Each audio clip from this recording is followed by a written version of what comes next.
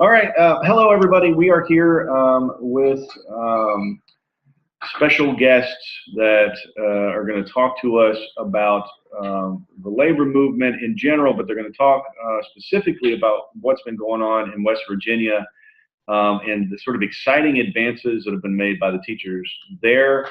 And we're going to focus on how to replicate those successes for the labor movement to the extent that we can, in Indiana and in Kentucky. So to that end, I've got with me the hardest working man in show business, the guy that is the organizing director of the coolest union.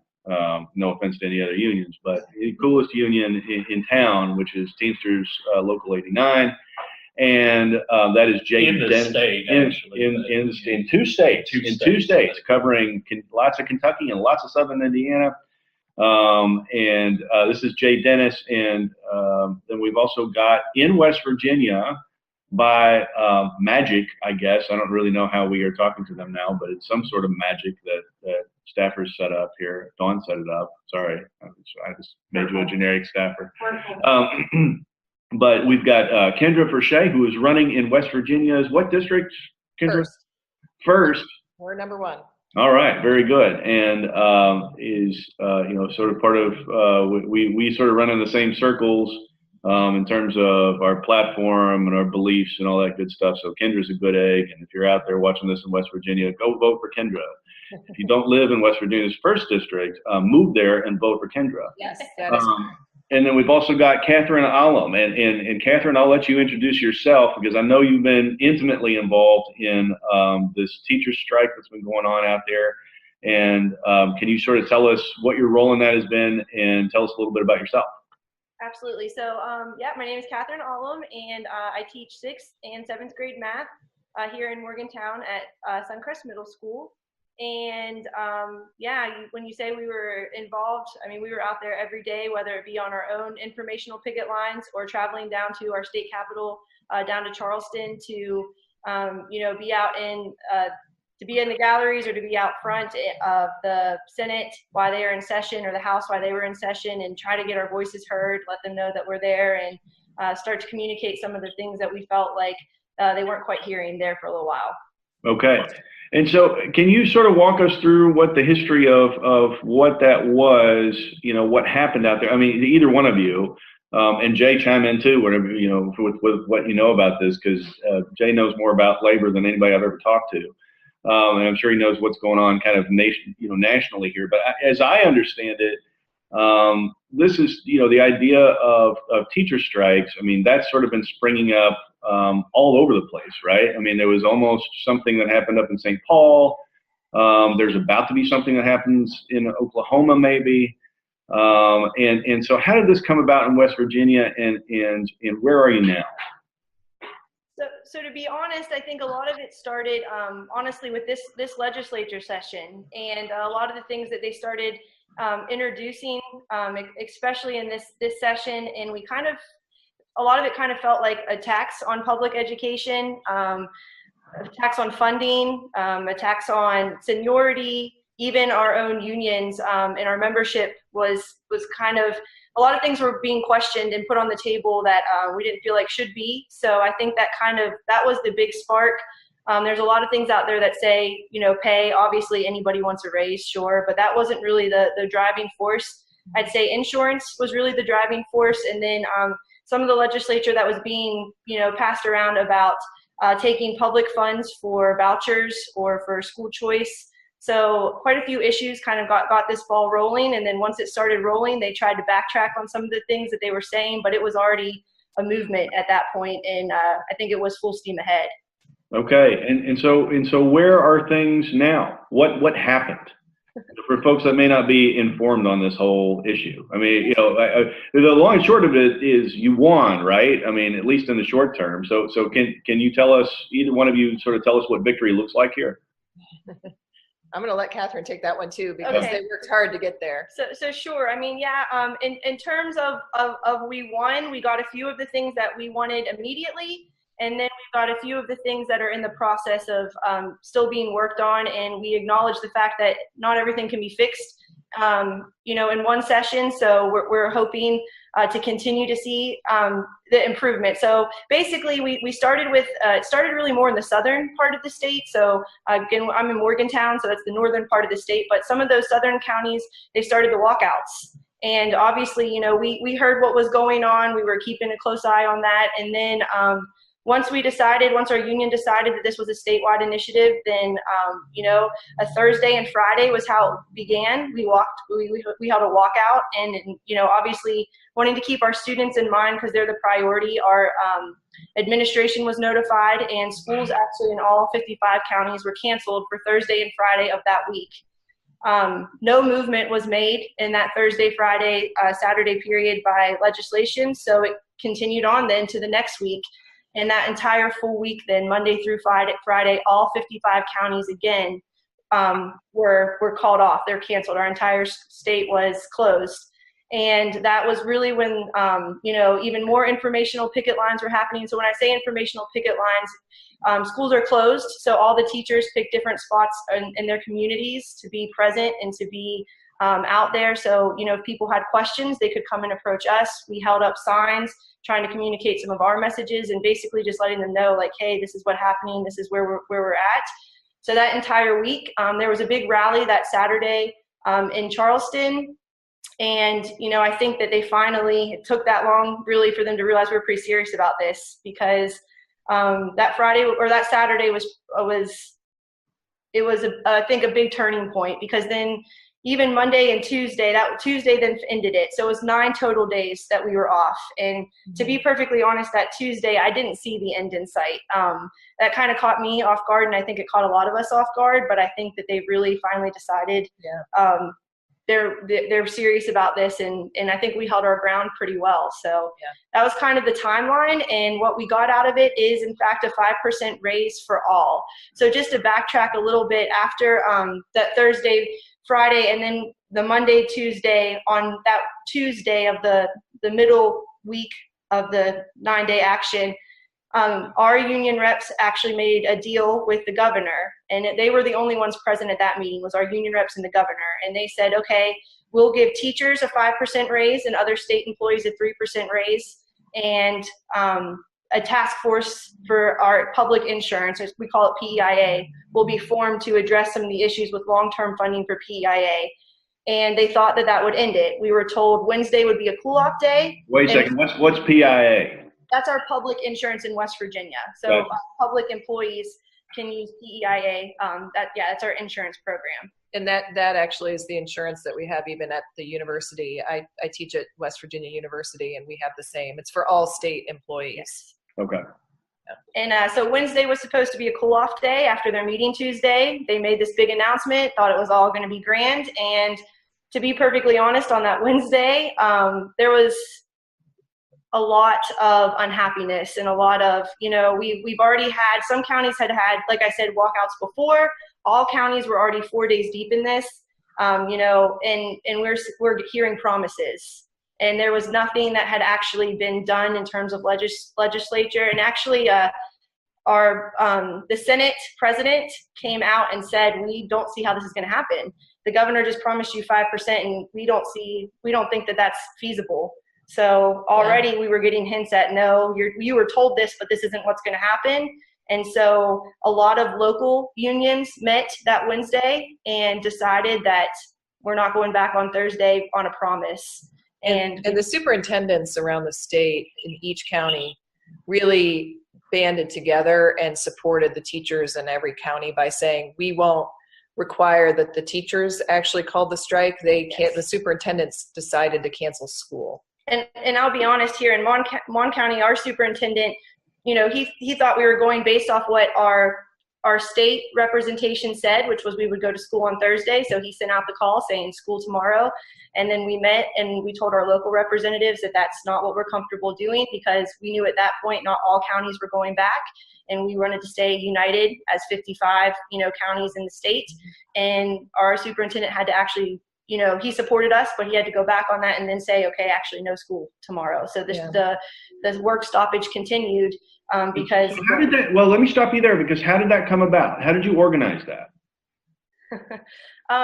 So honestly, that in our county, that's all I can speak for. I know other counties said from the start, no. We're not going back on. We were told to go back in good faith. That was the wording that we were told, that we were to return to work in good faith. And I know a lot of counties from the start said no. Our county actually ended up just kind of having a meeting, and as many people who could get to that meeting came to the meeting. Our local representatives were informed of the meeting, and then they came, obviously, once they knew that was happening, and we communicated that message to them saying, you've got this room full of teachers who are saying this isn't enough, and we're not going to go back to work in good faith. We want action. And they communicated that to our superintendent, and then it went from there. Wow. So while the superintendents were actually really helpful in canceling school, it started to be labeled as a wildcat strike because it was really coming from the ground, from the groundswell of teachers. Talk about what that means, because I was going to ask you about that anyway. What exactly is a wildcat strike? What does that mean? So my understanding of a wildcat strike is that it's not necessarily coming from on high. It's coming from the rank and file. People are saying, maybe even the leadership of the union makes a deal and says it's time to go back to work, and the workers say we're not going to. So it was sort of being billed as a wildcat strike at one point because the teachers were very clear that they were not ready to go back into the classroom without more than just good faith from the legislative leadership that there would be a deal.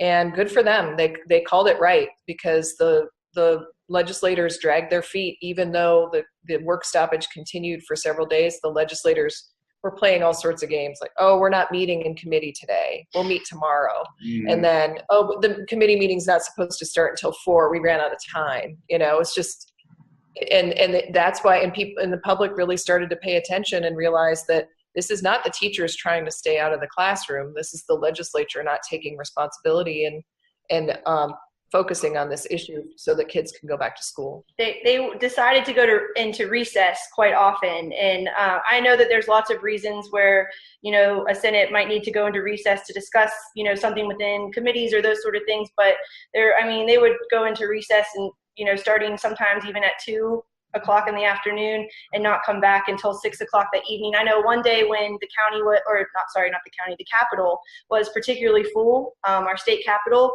they tried to go into recess, and there was rumors that everyone had to be out by 5:30, and they would come back into session at 6. Well, we heard from many of the representatives, the Democratic representatives, that we did not have to leave, that we were able to stay in the Capitol for as long as session was happening. So people, stood their ground, and we stayed in the Capitol, until their session came back in. So yeah, I think there was a little bit of, maybe we can get them to give us a little bit of relief and go away for a little while, and that wasn't the case.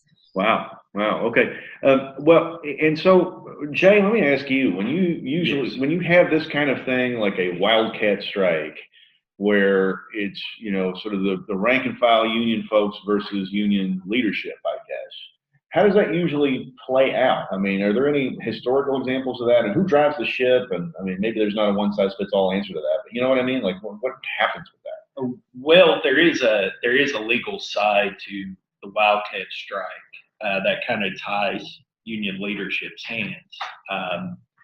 The local unions, if they're, at least in the private sector, if the local unions have, say, a no strike clause in the contract, and they openly support a wildcat strike, basically the local can get sued out of existence. So a lot of times that ties local leaders' hands on that. Unfortunately, while they may be fully sympathetic, they also have a duty to watch out for that. That being said, a wildcat strike, and I'm not. This is Citizen Jay speaking. Is if it's pulled off, is an amazing show of solidarity. To get that done shows a commitment by the workers to each other and their cause. What we saw out there, and I think a lot of the reason why you guys were labeled a wildcatters are are involved in a wildcat strike was to paint your strike as illegal, which, I mean, we can talk about the specifics of that, but we won't get into that. But seeing what you all did out there and what it's done to give a much added, give that spark to the labor movement, to give hope to teachers in other states like Kentucky, Oklahoma, where they now see that there is power in their profession and in their numbers. It is, I can't thank you enough and tell you how much I admire what you all have done out there. And I'm not speaking for myself. I mean, this is thousands of folks across the to state. be honest, we had a lot of unions, other unions. It wasn't just teachers. I mean, we had other unions joining us on the picket lines, and I thought that was really something that was pretty amazing.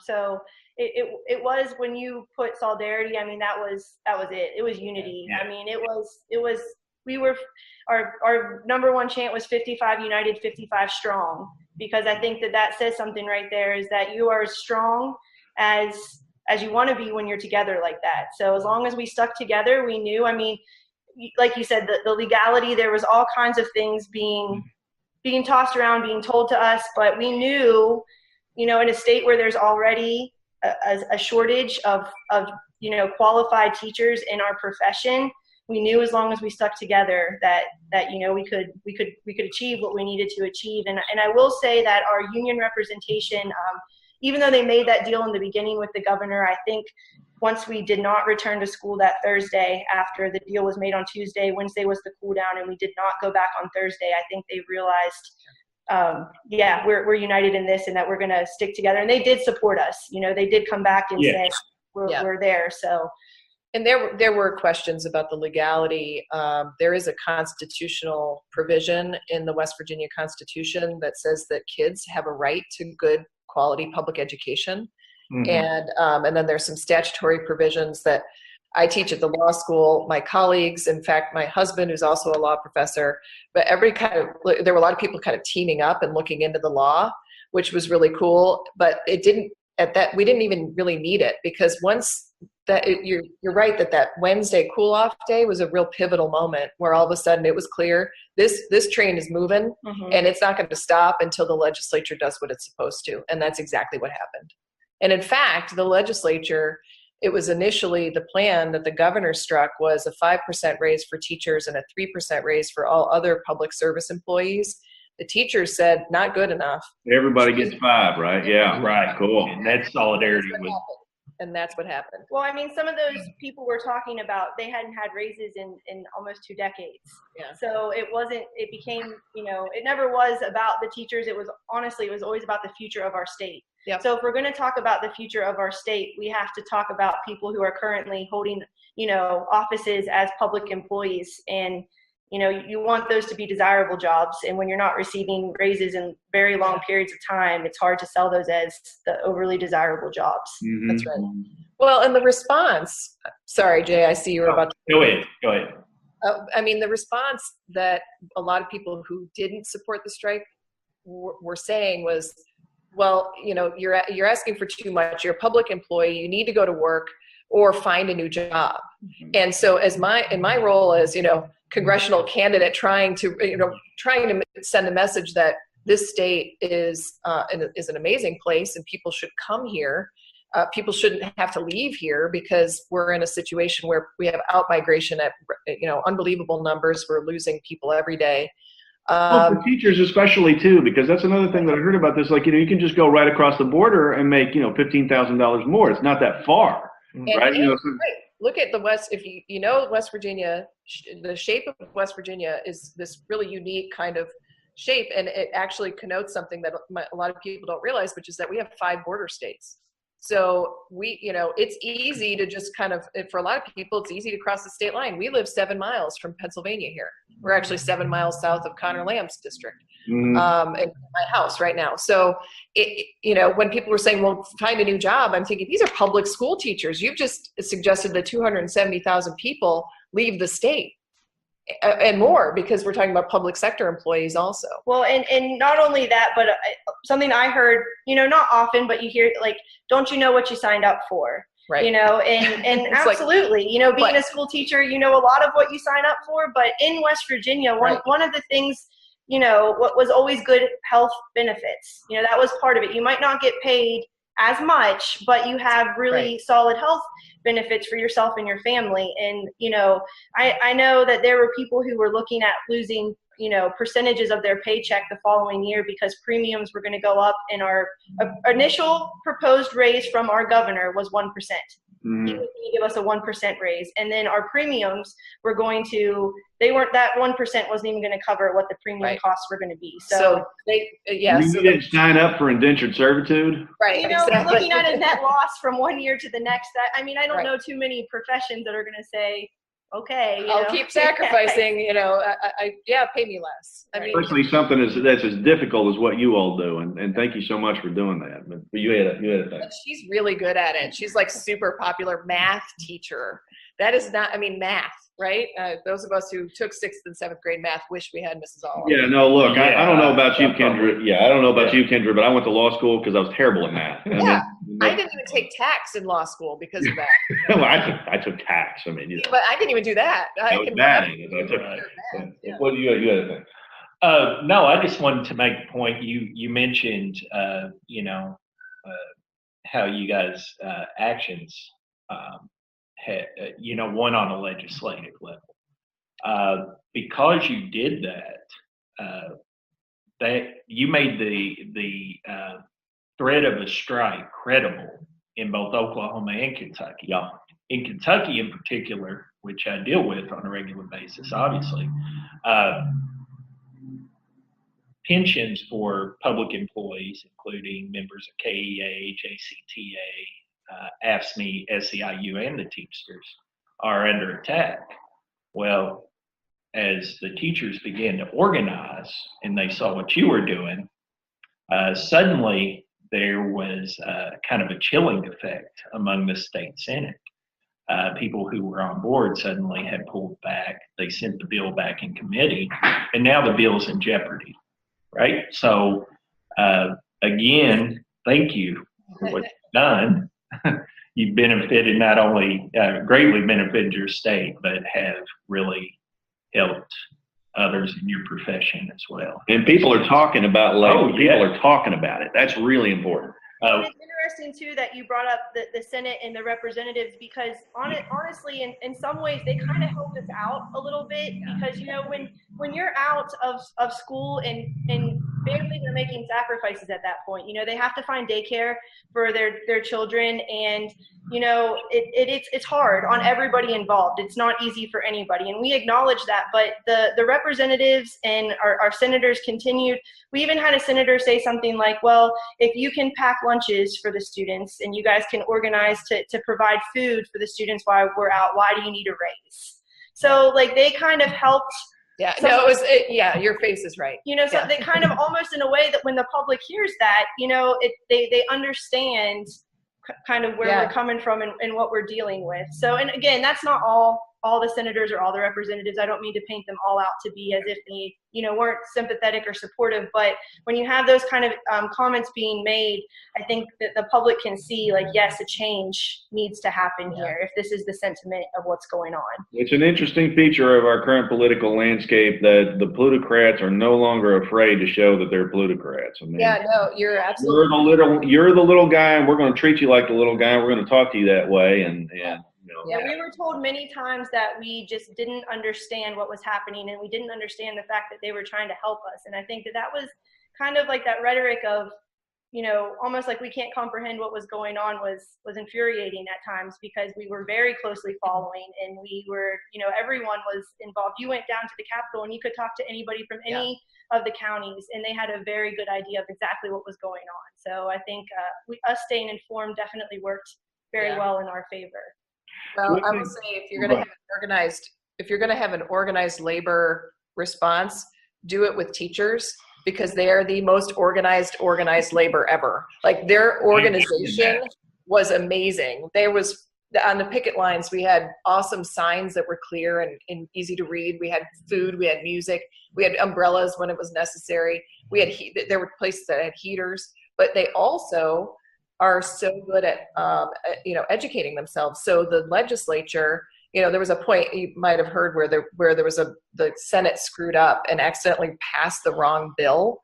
Don't even get me started. But they sent the wrong bill over, and the teachers were like, "Wait, you can't amend that. That was on third read, not second read." It was like everybody was like parliamentary procedure gurus. Everybody knew exactly what was going on, and no wool was pulled over anybody's eyes. It was awesome. Mm-hmm. And that's an interesting thing about this too, because there is no, in West Virginia, as I understand it, there is no public sector collective bargaining. Is that right? I mean, and so can you all talk a little bit about what that means in this context? You might be able to talk about that a little better because you're dealing with it. Yeah. Yeah. So there's just public employees don't have the statutory provision or legal provision to bargain collectively, to come together and make a deal. And so the only power they had really was the work stoppage, and then maybe a strike, which was potentially, isn't provided for under the statute, although there is some argument maybe there is some provision for it. But there was no other alternative. And this was my frustration with people who were saying they shouldn't have walked out. It was like, this is the only path. And, here's a good example. Police officers are among the people who got a better raise because the teachers walked out. Police officers really can't walk off the job. If they do, they're all fired. I mean, there's just because they're violating the collective bargaining ban. They're not following the law against collective bargaining. And that makes sense. We get why that might be hard for law enforcement to do. So the teachers took that responsibility on themselves, because they knew, even though it was really hard to be, for families to be out of school, it was easier for them to make that point than other public sector employees. Do you think that the fact that these are public employees, does that affect the degree to which the private sector unions, the other labor unions, are going to come and support them? Do you think that has anything to do with that? Because sometimes you get competition, right, between different labor unions, different private sector labor unions, and you do see that sort of thing happen. But you see solidarity among the private sector labor unions too. But I mean, can you talk a little bit about that dynamic? Well, I think at one time that was something that happened quite often, and there was that divide. But I think one of the, fortunate side effects of all these attacks that workers are enduring, it has really made the public and private sectors grow closer in solidarity, right? And what I've seen, at least in Kentucky and Indiana, is the private sector folks are coming out to all the rallies. They're coming out to help the public sector. And I don't think that divide exists like it did before. That being said, I think having that divide at one time was part of the reason why we saw our numbers decline, because we didn't stand in solidarity. And that goes both ways, private and public sector. Neither really could, empathize with the other's problems or issues, which, if you want to get right down to it, whether you're a public employee or you're employed by a corporation or whatever, a lot of the same issues, if not all, are very similar. They're very similar issues, right? Yeah, well, it's interesting too, and I don't know if this has been a hot topic of discussion in your classes, Kendra, but it has been a little bit in mine. Just the fact that the Supreme Court is probably about to gut public sector labor unions.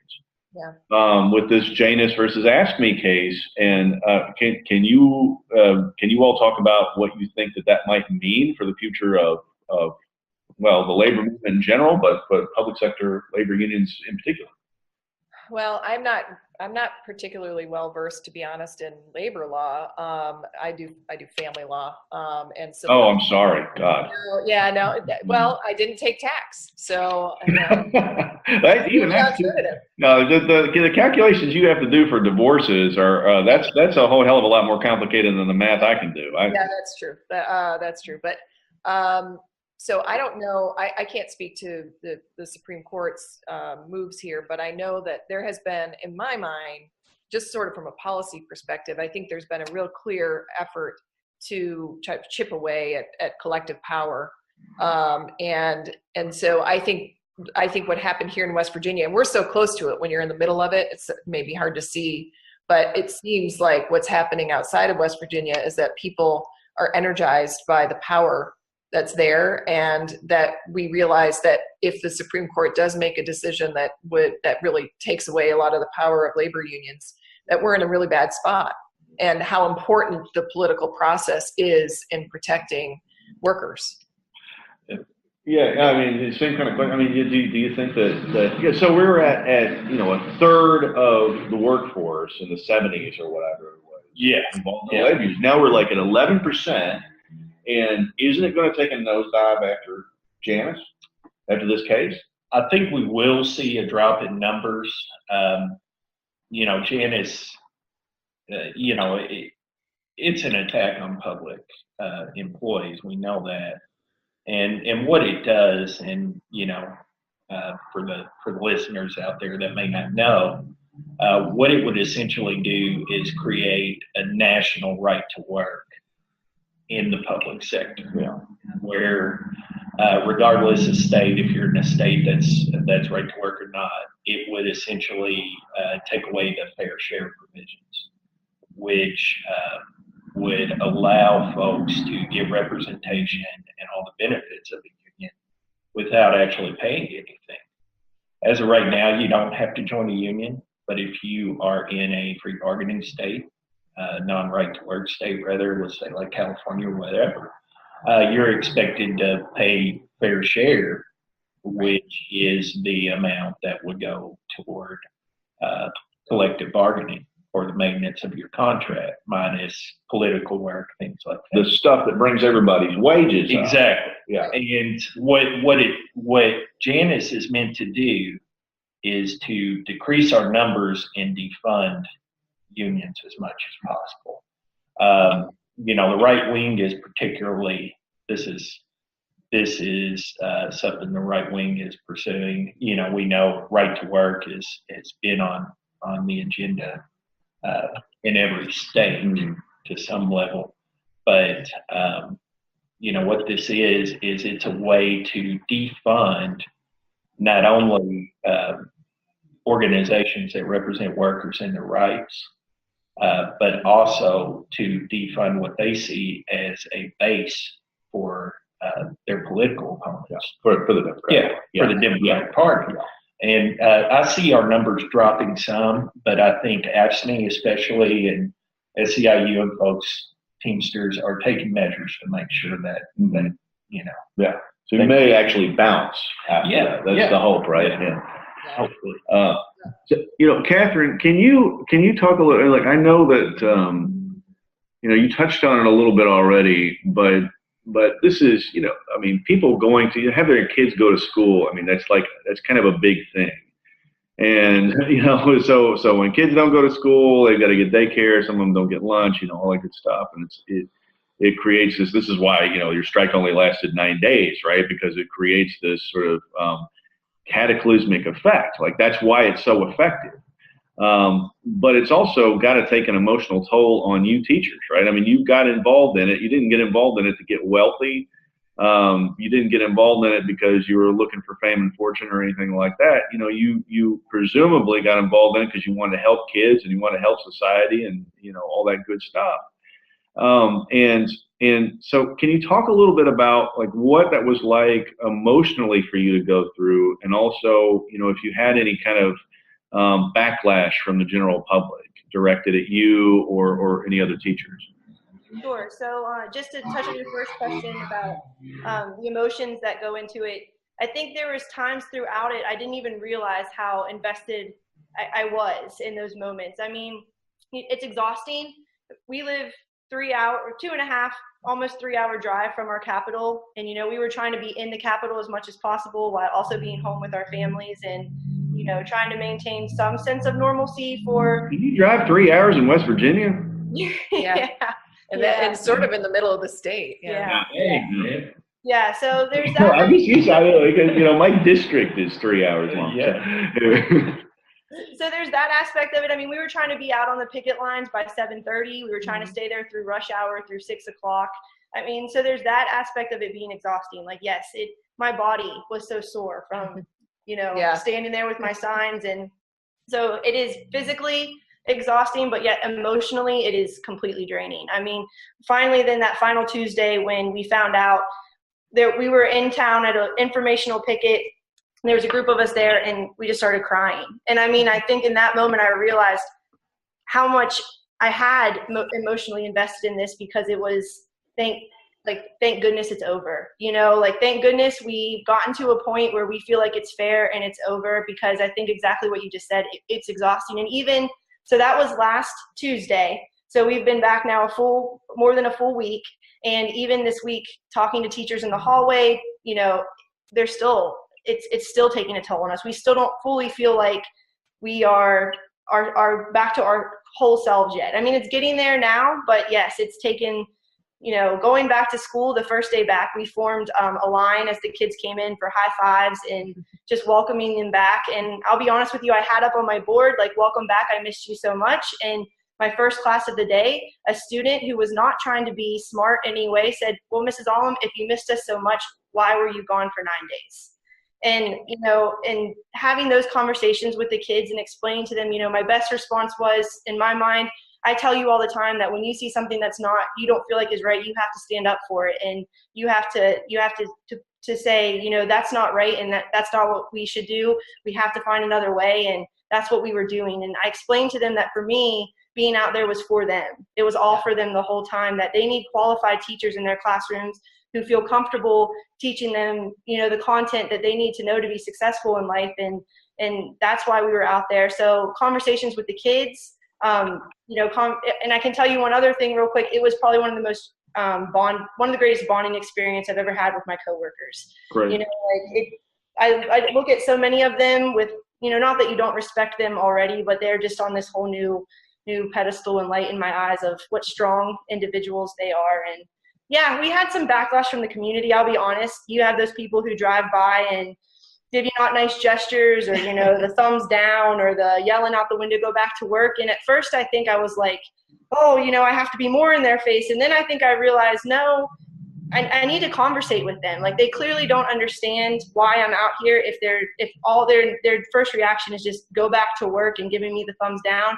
So then when, they would roll down their window and say something, I would invite them, like, please come have a conversation with us. It worked twice, I'll be honest, two whole times out of all those times. But those two conversations we had, one of the people we ended up having a conversation with was a retired public employee.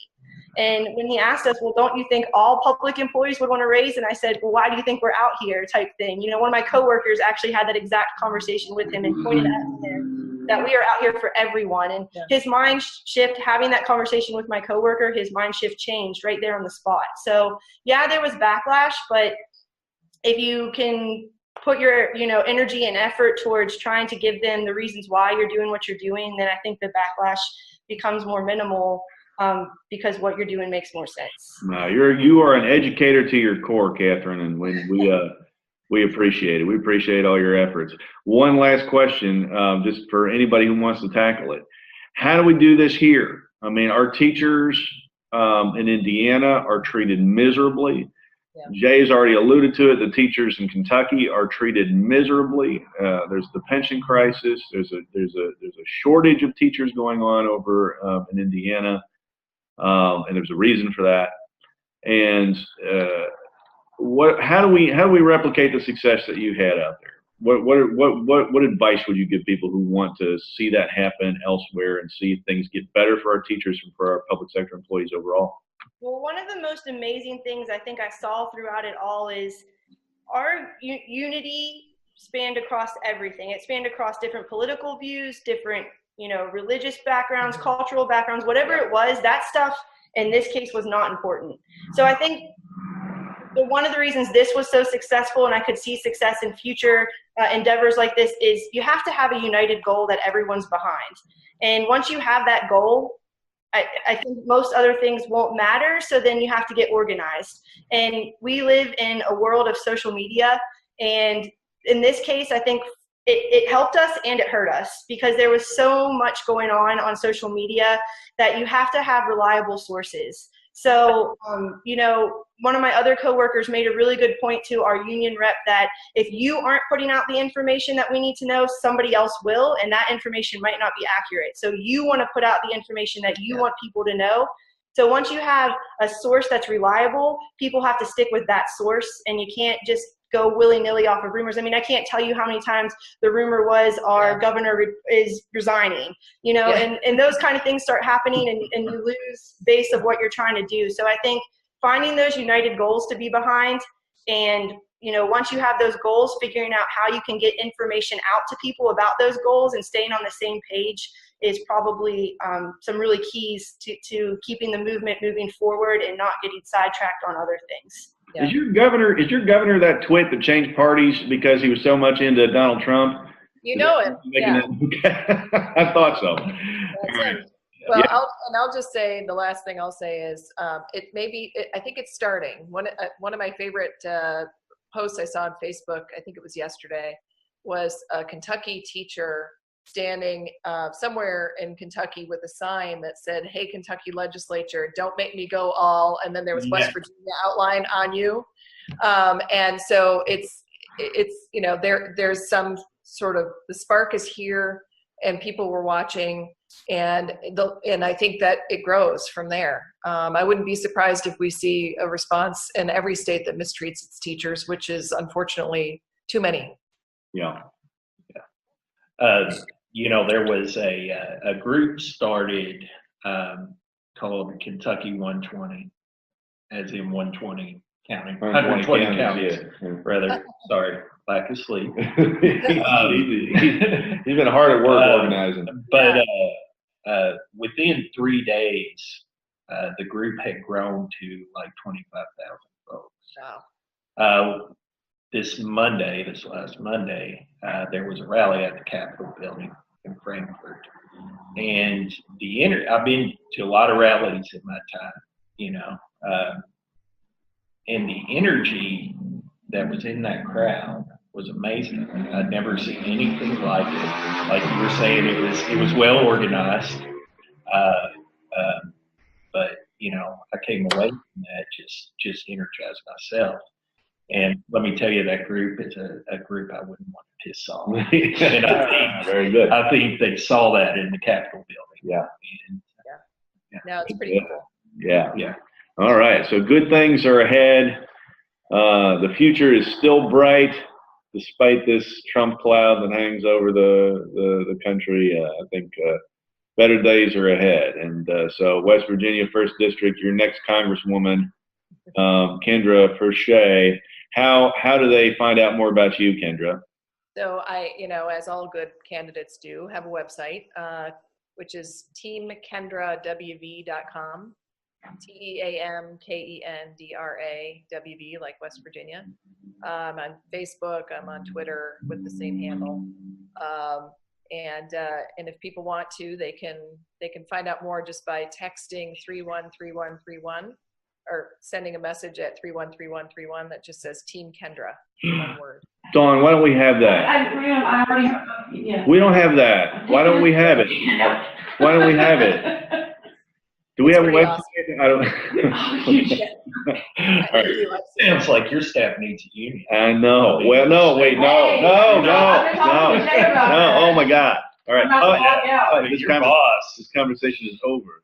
Yeah, like I can imagine how contract negotiations would go here. Like, and we'd like to take random days off just whenever we feel like it. Okay, yeah, that'd be great. Yeah. Well, listen, because you choose to work on your days off doesn't mean. Look, we're gonna have to come. Hey, I got cards in my car. All right. Awesome. You guys are. Thank you so much, you guys. Kendra Fershee in West Virginia's 1st District, and Kathryn Alam, who is one of those brave teachers out there that has really been sort of carrying the torch for everybody, everybody that cares about collective bargaining, everybody that cares about labor rights, everybody that values labor over capital in the whole country right now. You guys are really carrying the banner. And Jay Dennis, who carries that banner every day for Teamsters 89 here in Kentucky and Indiana. This guy's got a degree in labor studies. Do you know there was even such a thing as that? I didn't even know there was. I didn't know there was an undergraduate degree. I know there's labor law as a specialty, but no, I think he's got a PhD, is what I'm saying. No, I don't have a PhD. All right. All right. Well, thank you so much for taking time out of your evening, and we will see you all next time. Thank you so much. All right. Thank you.